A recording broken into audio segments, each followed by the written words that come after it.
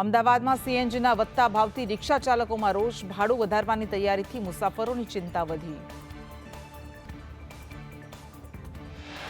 અમદાવાદના ખોખરાની પુંજાવાલાની ચાલીમાં પાણીની અછતથી રોષે ભરાયેલા સ્થાનિકોએ રસ્તા પર ઉતરી આક્રોશ ઠાલવ્યો. સિમેન્ટના બ્લોક ગોઠવી ચક્કાજામ કરતા ટ્રાફિક જામ સર્જાયો. અમદાવાદમાં ડેન્ગ્યુ, મલેરિયા જેવા વાહકજન્ય રોગો સામે મનપાએ પ્રી મોન્સૂન એક્શન પ્લાન અમલમાં મૂક્યો. 2000થી વધુ સ્ટાફ દ્વારા સર્વેલન્સની કામગીરી. અમદાવાદમાં એએમસીએ 16 અને એસજી હાઈવે સહિતના વિસ્તારોમાં પ્રી મોન્સૂન કામગીરી શરૂ કરી. કંટ્રોલ રૂમ પણ શરૂ થશે. એસઆઈઆર મામલે સુપ્રીમ કોર્ટના અવલોકનનું સ્વાગત કરતા ભાજપ પ્રવક્તા ડોક્ટર અનિલ પટેલે કહ્યું, મતદાર યાદી શુદ્ધિકરણનો ચૂંટણી પંચને અધિકાર, વિપક્ષે હોબાળો બંધ કરવો જોઈએ. ગુજરાત હાઈકોર્ટના ચીફ જસ્ટિસ સુનીતા અગ્રવાલે પરિવાર સાથે ભદ્રકાળી માતાજીના દર્શન કરી પૂજા અર્ચના કરી. રાજ્યમાં 2 દિવસ 40થી 42 ડિગ્રી કાળઝાળ ગરમી બાદ 30 મેથી 1 જૂન દરમિયાન માવઠાની આગાહી. બનાસકાંઠા, અરવલ્લી, પંચમહાલ અને સૌરાષ્ટ્ર, દક્ષિણ ગુજરાતના વિવિધ જિલ્લાઓમાં માવઠાની આગાહી કરાઈ.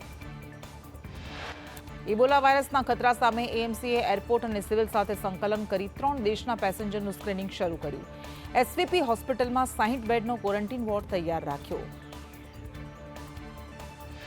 ગિરનારમાં વન વિભાગમાં સિંહોની સારવાર કરતા 12 કરાર આધારિત વેટરનરી ડોક્ટર્સે 1 મહિનાની નોટિસ સાથે સામૂહિક રાજીનામા આપ્યા. રાજ્યસભા સાંસદ પરિમલ નથવાણીએ ગીરમાં સિંહના મોત અને વાયરસ મુદ્દે સરકારને પત્ર લખી તાત્કાલિક પગલાંની માંગ કરી. ગુજરાત કેબિનેટ બેઠક બાદ મંત્રી જીતુ વાઘાણીએ જાહેરાત કરી કે ખેડૂતોને ખેતરમાં 614 ફૂટ સુધીનું સ્ટ્રક્ચર બનાવવા સહાય મળશે. ચાલુ બજેટમાં 154.36 કરોડની રકમ મંજૂર કરી. મુખ્યમંત્રીની અધ્યક્ષતામાં આયોજિત કેબિનેટ બેઠક પૂર્ણ વિકાસ કાર્યો, પર્યાવરણ ઝુંબેશ અને જનકલ્યાણ કાર્યક્રમોની રાજ્યવ્યાપી ઉજવણીની જાહેરાત. ગુજરાત પોલીસ ભરતી બોર્ડ દ્વારા લોકરક્ષક કેડરની લેખિત પરીક્ષા આગામી 14 જૂનના રોજ લેવાશે, જેના કોલ લેટર 6 જૂનથી સત્તાવાર વેબસાઇટ પરથી ડાઉનલોડ કરી શકાશે. મોરબીના પ્રથમ મેયર પદે 26 વર્ષીય ઉત્તમ સુરાણીની પસંદગી. સુરાણીએ કર્યો વિકાસનો દાવો.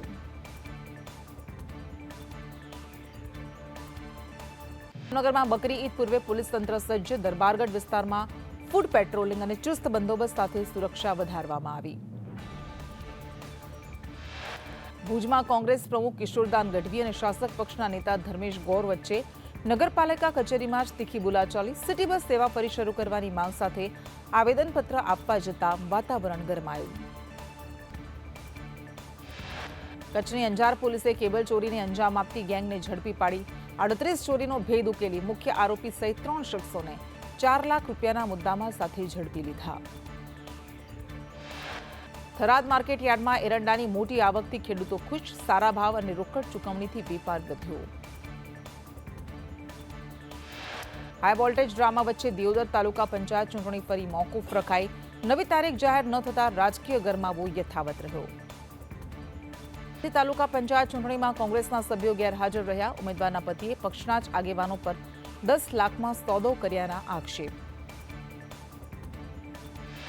પાલનપુર ધણિયાણા ચોકડીથી માલણ દરવાજાનો માર્ગ છેલ્લા 8 મહિનાથી બિસ્માર. અનેક રજૂઆત છતાં કોઈ નિરાકરણ ન આવતા સ્થાનિકોએ ઉચ્ચારી આંદોલનની ચીમકી. દિયોદરમાં હાઈ વોલ્ટેજ ડ્રામા વચ્ચે પ્રાંત અધિકારીની બીપી હાઈ થતા હોસ્પિટલ ભેગા થતા તાલુકા પંચાયતની ચૂંટણી મુલતવી રખાઈ. 4 દિવસથી ચાલી રહ્યો છે હાઈ વોલ્ટેજ ડ્રામા.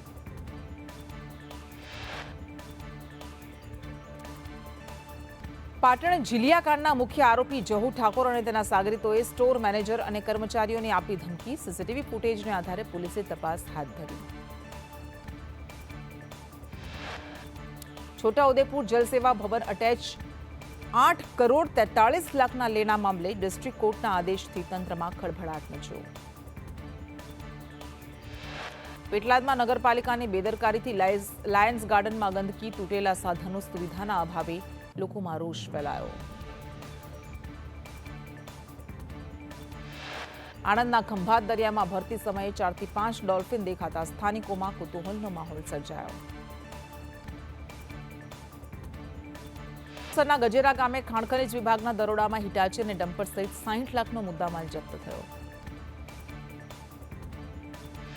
નવસારી મનપાના પ્રથમ મેયર તરીકે અશોક ધોરાજીયાની વરણી થયા બાદ પ્રાથમિક સુવિધા પૂરી પાડવા સામે પડકાર. રોડ રસ્તા ગટર જેવી પાયાની સુવિધાથી લોકો પરેશાન.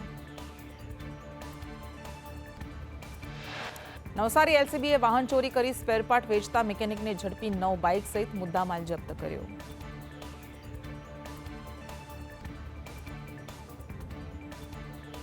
દેશમાં ભીષણ ગરમીનો પ્રકોપ યથાવત. ઉત્તર પ્રદેશનું બાંદા 47.4 ડિગ્રી સાથે સૌથી ગરમ શહેર.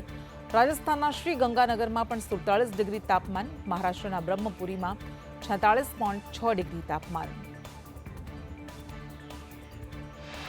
વધતા તાપમાનને પગલે પીએમ મોદીએ દેશવાસીઓને સાવચેત રહેવા અપીલ કરી. બપોરે બિનજરૂરી બહાર ન નીકળવા, ઓઆરએસ કે ઠંડા પીણા પીવા, પશુ પક્ષીઓ માટે પાણીની વ્યવસ્થા કરવા જણાવ્યું.